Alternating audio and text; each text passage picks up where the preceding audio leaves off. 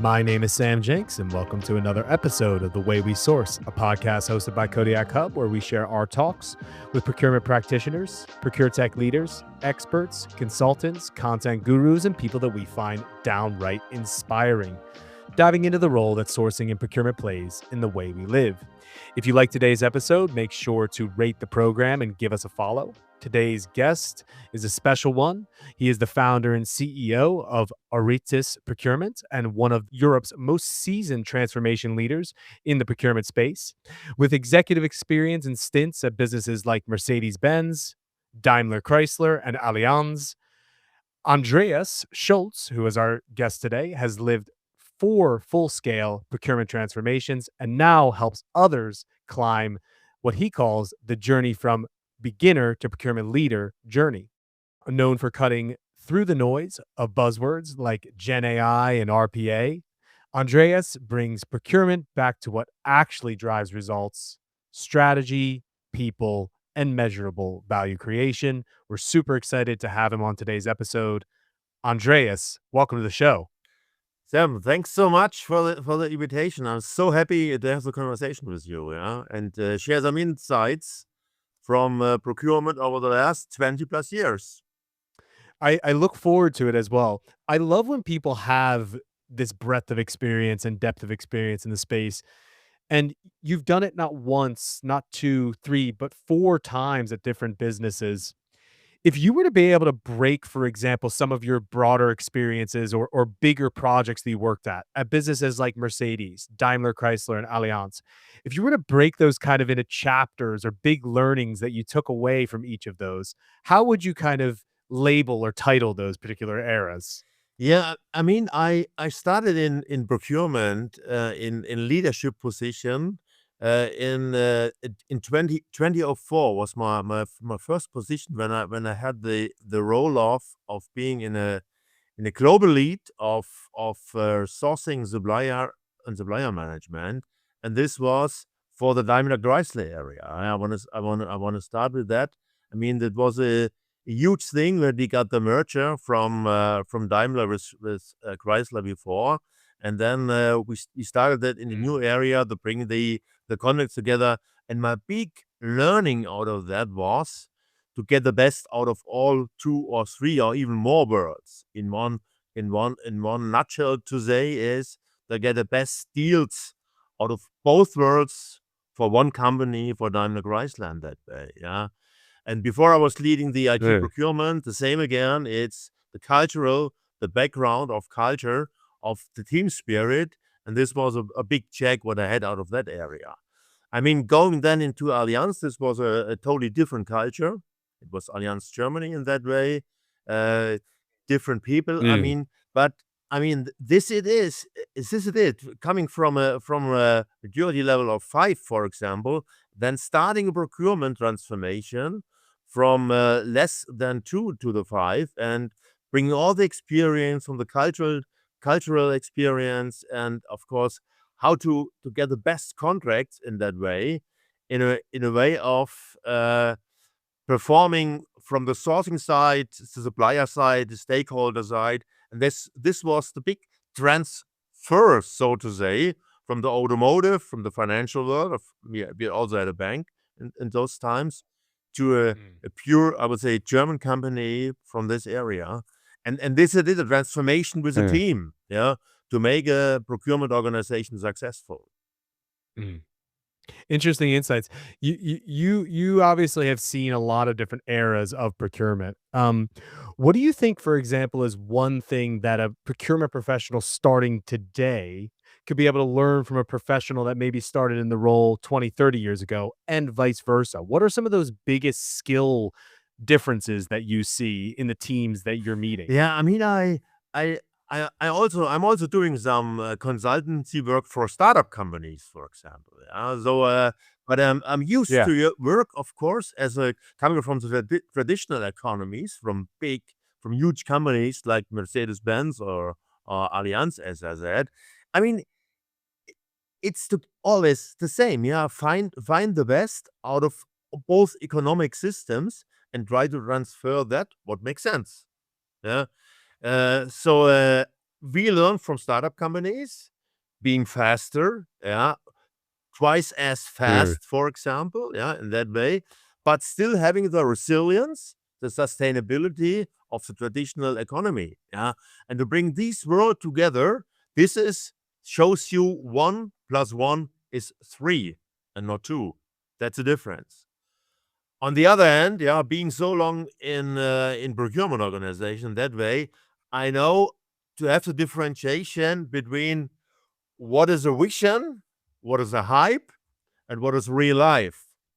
So if you look back into organizations at the moment, procurement organizations, I mean, everybody's telling you about, oh, we are so big in AI in procurement organization. And then if you ask a second question, a little deeper dive, okay, oh no, it's not really AI, it's more blockchains what we're doing in that way. You see there are a lot of hypes behind that, and I know what is a hype. Yeah, when I look back in the years over when we had the e-auctions, the game theory, this was a great example in the 2000s. Yeah, everyone was saying, "Oh, there will be no human beings negotiating in the future. It will be 2 robots doing this in a way of how game theory is working."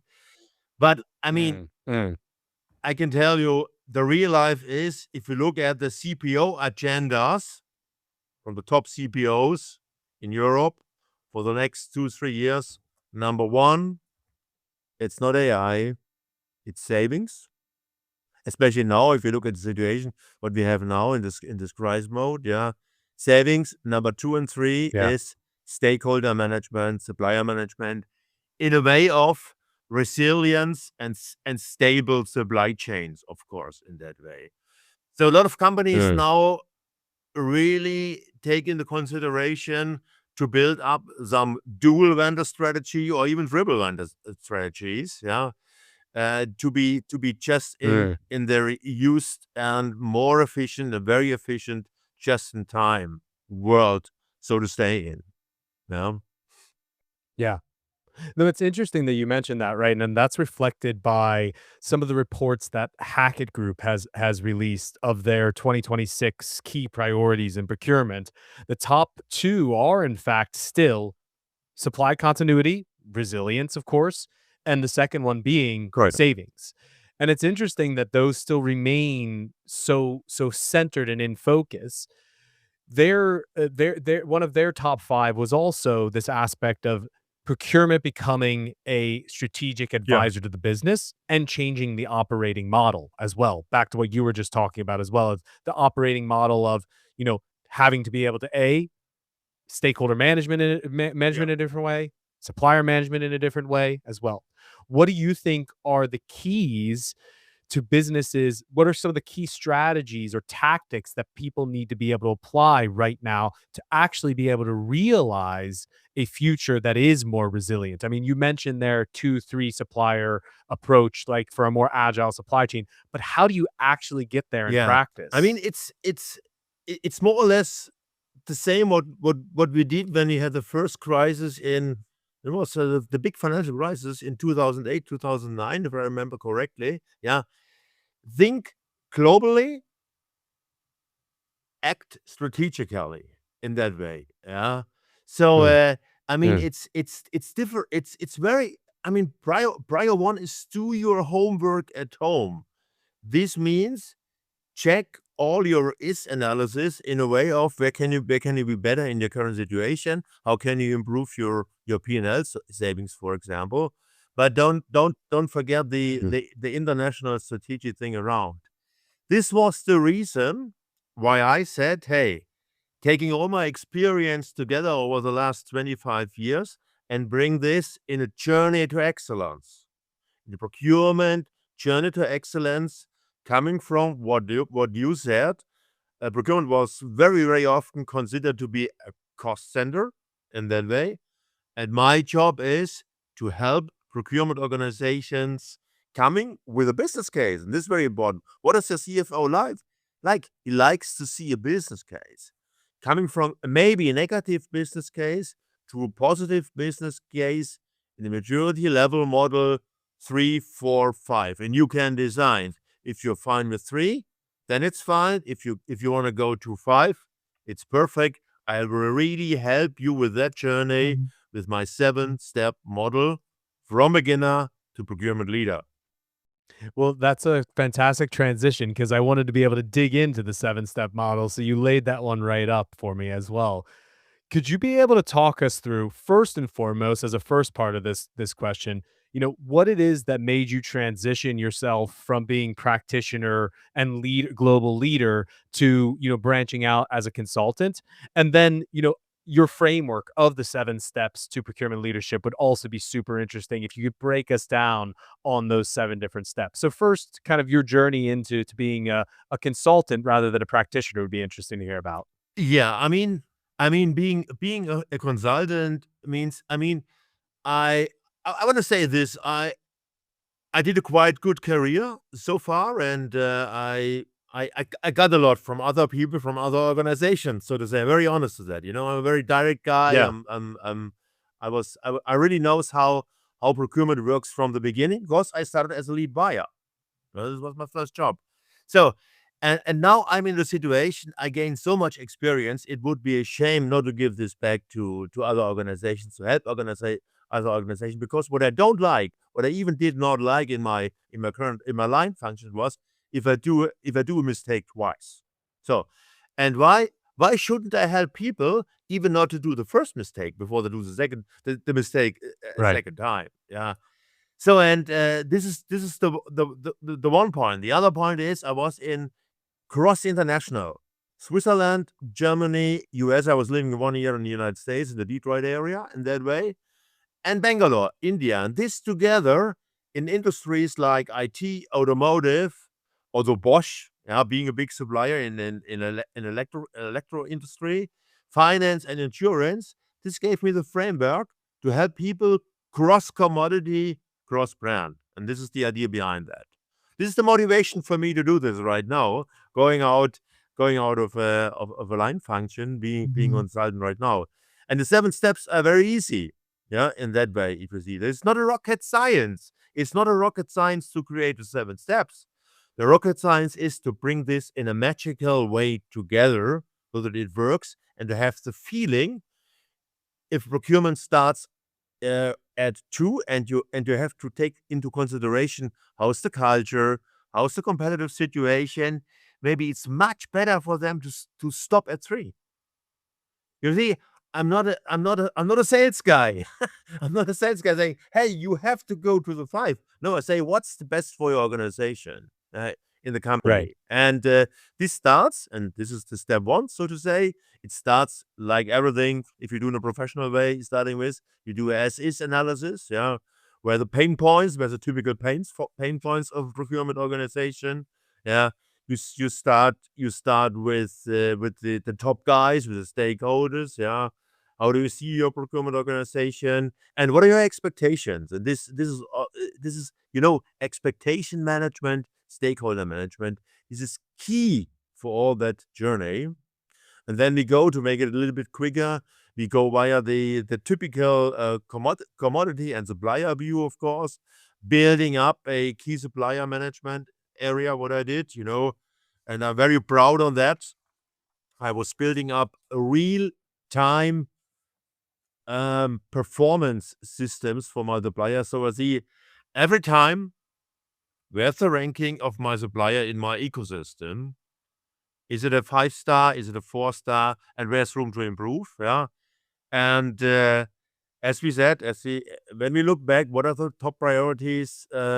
I'm also very proud to have built up a center of competence negotiation for tactical and strategic negotiation. Is a big part of the journey. Because if your CFO comes in your office in the morning, says, "Oh, Andreas, we have a lack of 3 million P&L savings in the next quarter. How are you going to do this?" The best answer is to say, "Oh, I have measures. I have a center of competence. I know how to do this." The best answer. Second best is to say, "Oh, I have AI now. Maybe this helps us." You know what I mean? A little anecdote.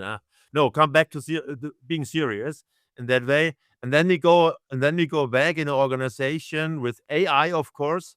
AI is a partner. Yeah, AI is a partner of my e-procurement systems. Right. And finally, in a maturity level 5, we are a so-called self-learning organization. Yeah, in a way of and bringing this in the operating model and in the corporate strategy of the company. Then you're really on the eye level. Then procurement is a partner, and not even a partner. In maturity level 5, procurement is the strategic partner of the board of management. Right. And this is the target for most companies, but not for every company.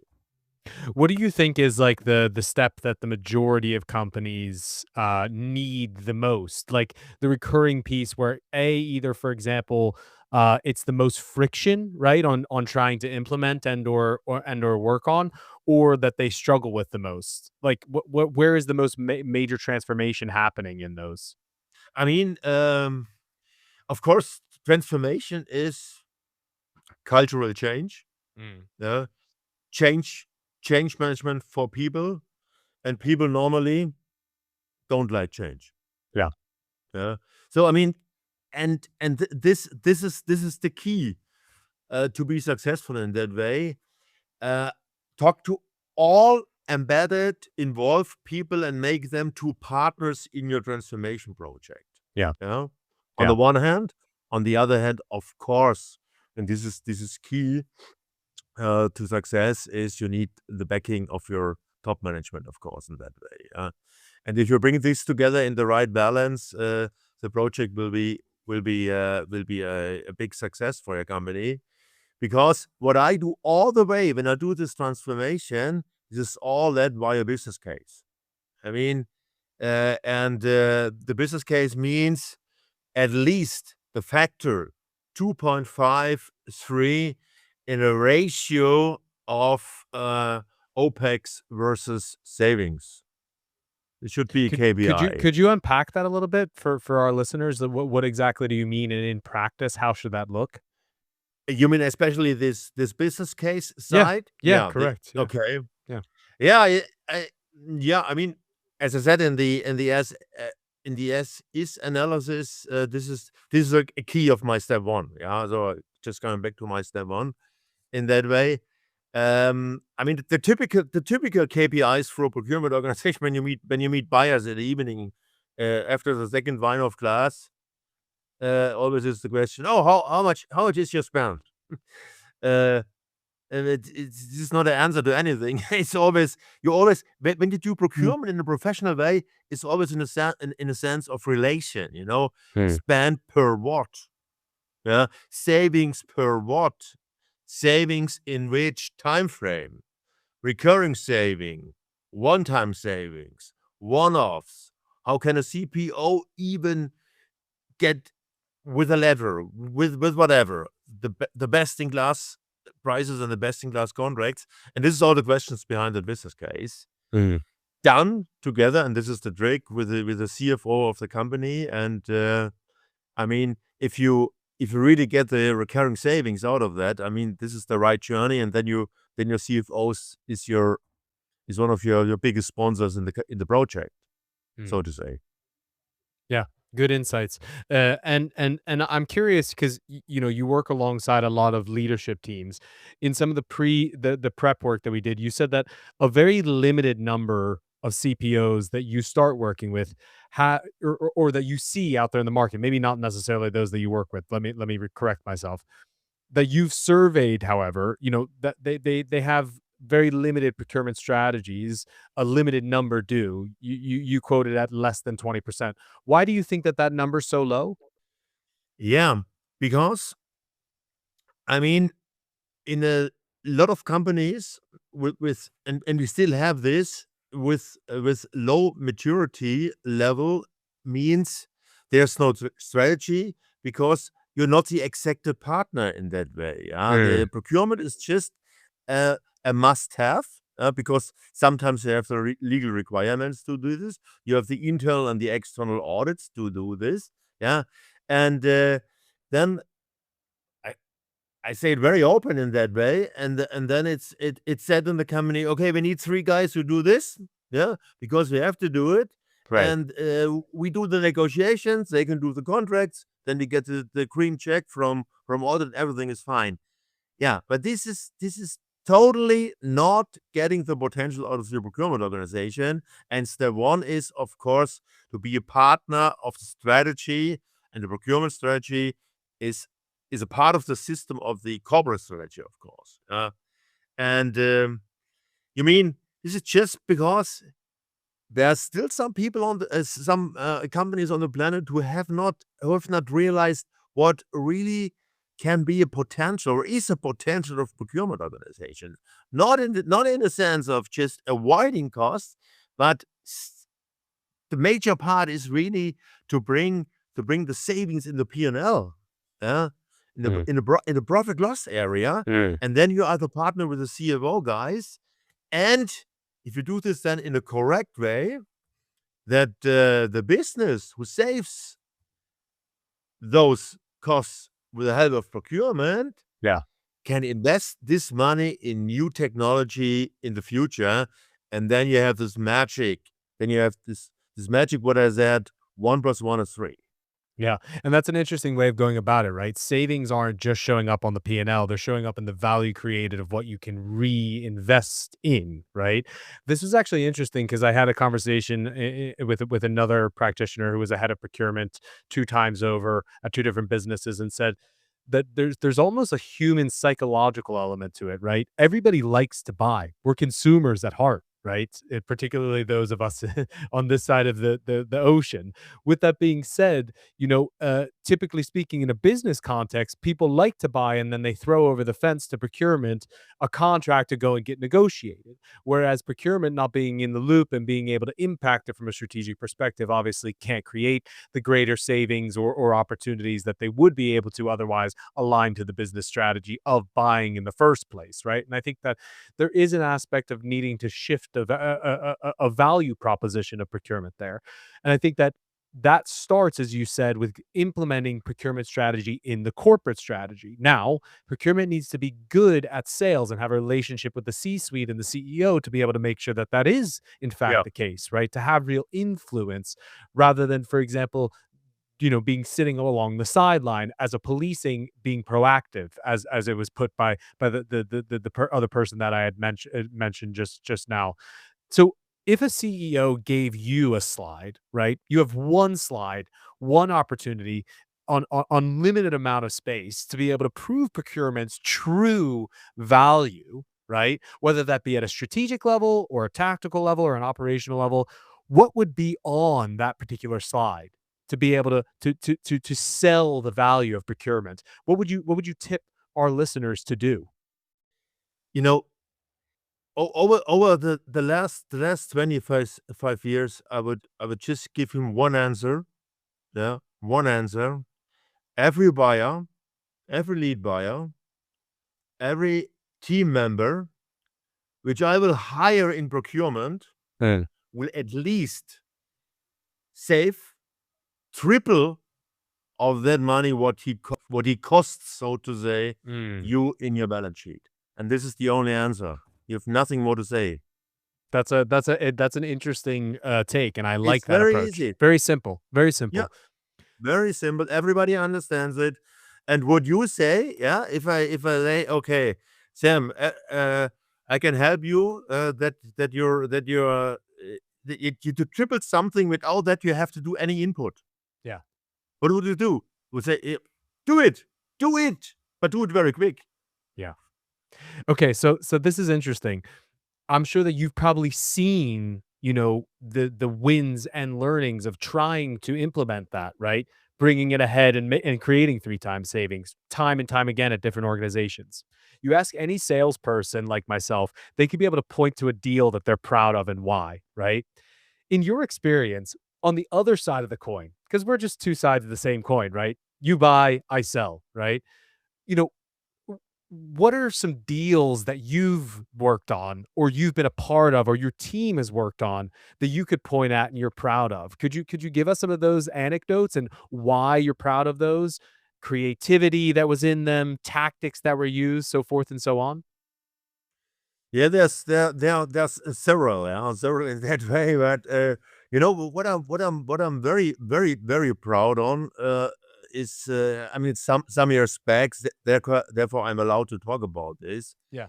Is that I got the task when I was the head of IT procurement in Mercedes Benz to negotiate the biggest single contract ever done within indirect material within Mercedes-Benz.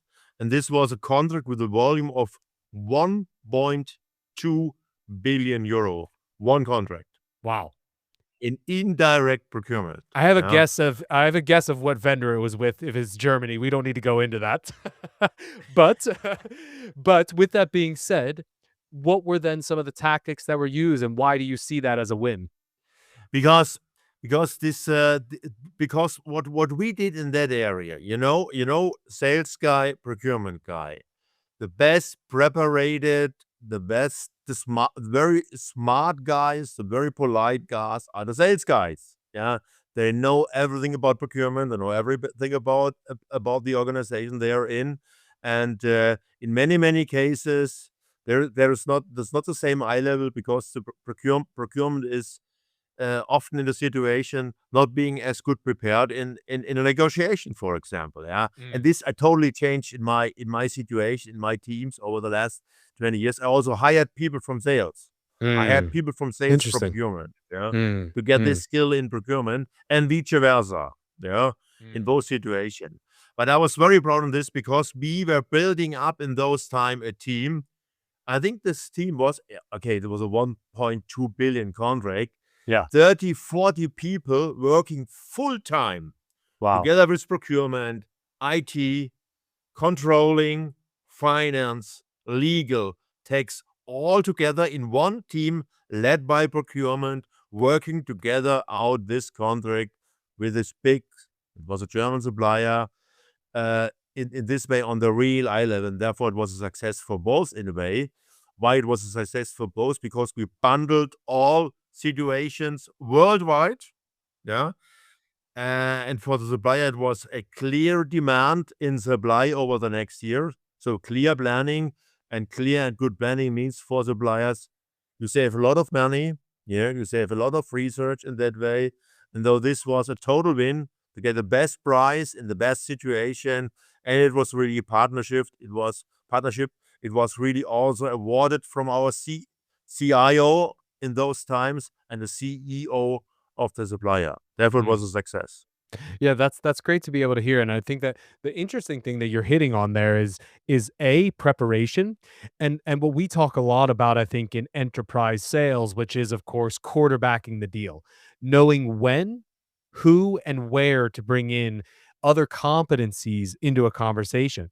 And that actually can be mirrored in the same way in procurement in a very interesting way, as you just highlighted there, right? Making sure that you orchestrate these teams for greatness, right? For again, that 1 + 1 = 3 in a deal, right? In the crafting of a deal, but also working alongside the other party, right? The supplier party, to be able to make sure that there's a mutual beneficial outcome for both. It's interesting what you talk about there. If you were to give some really practical tactical tips for somebody that's looking to try and improve the way that they negotiate contracts, what would you say are some of those practical tips? Because you said it yourself that you've worked on this quite a lot within your teams. What would be some of those really practical, operational, tactical tips that you could provide? For me, it's just one aspect that is the most important aspect for every time of contract, for every time of negotiation, is having a partnership with your suppliers. Yeah. Therefore, I don't call my suppliers, I call them partners. Yeah.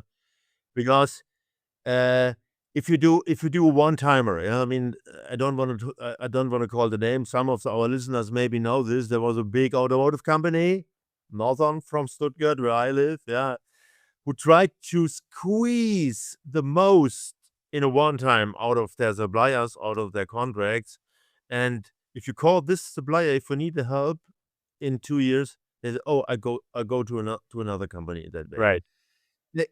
Having said this, I said, for my experience, partnership and a win-win for both.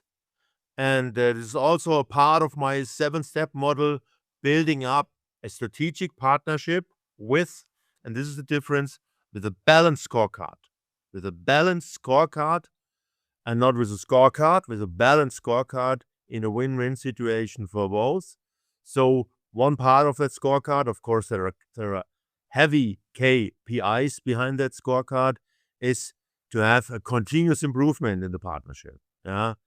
And now I just give you one more in the partnership. What does a partnership mean in maturity level 5? As I said at the beginning, 5 is really the learning organization. In a learning organization, you do not just have the balanced scorecard with your suppliers, you have the reversed scorecard. So your supplier has a scorecard with you as the OEM in that way, not in the sense of you're good or you're bad. You don't pay in the right time. My invoices are they are weeks in your organization. No, that's the wrong approach. Just helping you how to improve your processes, method, and tools. I think that there's an interesting saying, right? If you could do it yourself, you wouldn't be working with a supplier. And I think that that also encapsulates why a partnership is required. You've given us some inspiration there also on how to make sure that you can measure a partnership and build that partnership more deeply, right? Which I appreciate. I could be able to talk to you, I think, for a long time, Andreas, about various topics, but I think that there's a few items that I'd love to try and cover before we round out. The first one being that, you meet with a lot of senior leaders. If you were to sit down with the average CPO today and give them a little bit of tough love, you seem like a direct person. It doesn't seem like it would be too hard for you to give that tough love. Let's say you give some tough love to those CPOs. What's one thing that you would tell them that they absolutely need to change currently today? Probably, I mean, this depends on in the situation where the pain points are. That it. Sure. I mean, this is hard to answer in that way.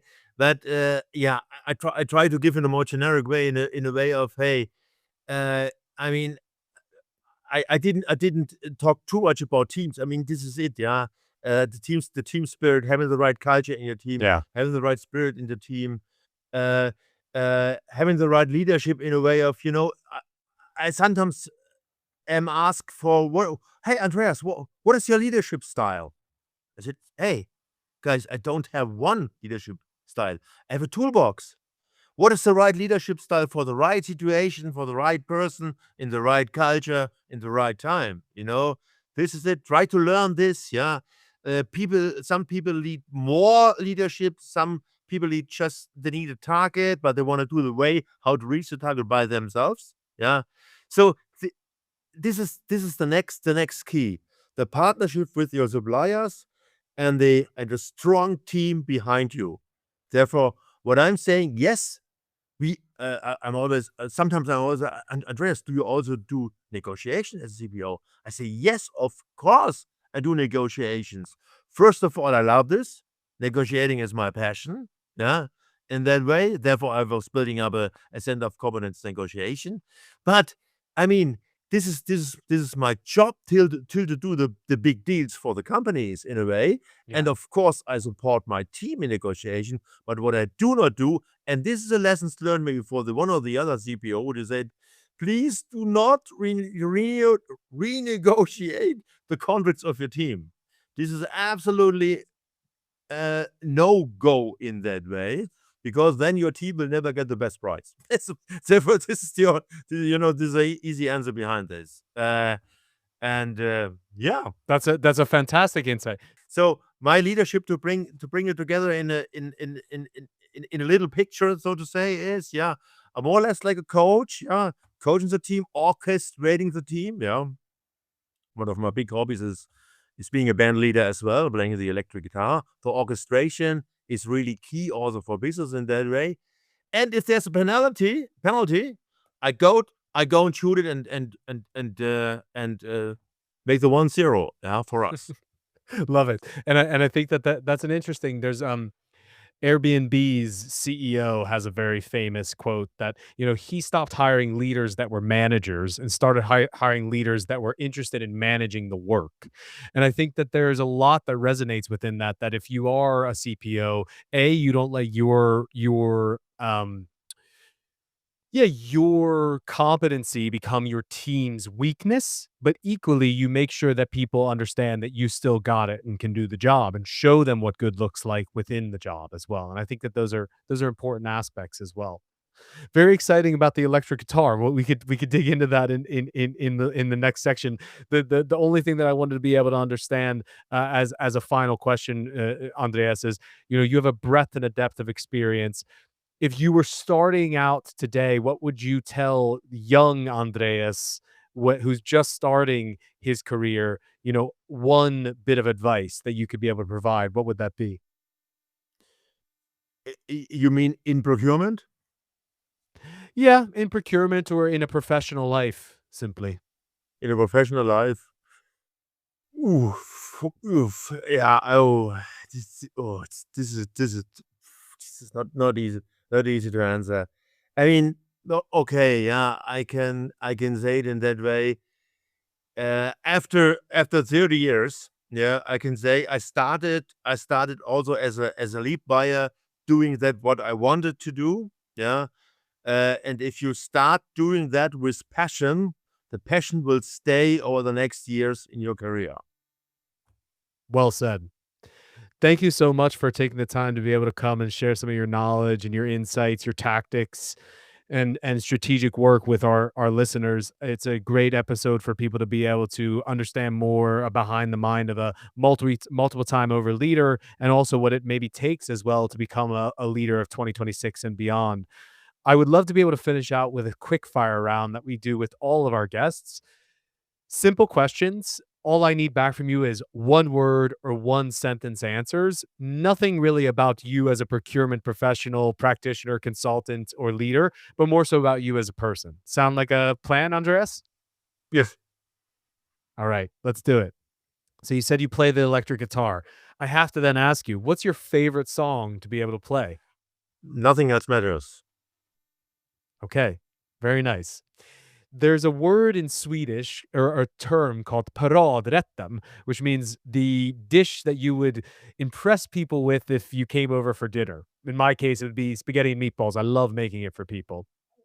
What would be your paradrätten if I'm coming over for dinner? Pizza. Okay, very nice. Exciting. One trip you're able to be able to take it tomorrow. You can take family and friends or go by yourself. All expenses paid by Kodiak. Where are you heading? Italy. All right. A particular place in Italy? A particular city? Napoli.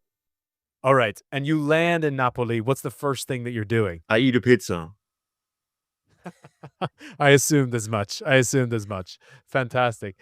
Andreas, thank you so much for sharing your knowledge. I like to ask our guests as well, one book or podcast that is either on your bedside table or something that you would suggest to our listeners, personal or professional. I can recommend you a fantastic book, and this book is called Purchasing Power. Awesome. Purchasing Power. Thank you so much, Andreas, for taking the time to be able to come and speak with us today and dropping some knowledge for our listeners. If people want to be able to reach out to you, get in touch, or be a part of your network, what's the easiest way to do so? LinkedIn is quite the best way, you know. And All right. I will always answer on LinkedIn, of course. Fantastic. Well, we're happy that you answered our request to be able to be on today's episode. Thank you so much for your time. Thank you so much. It was a pleasure.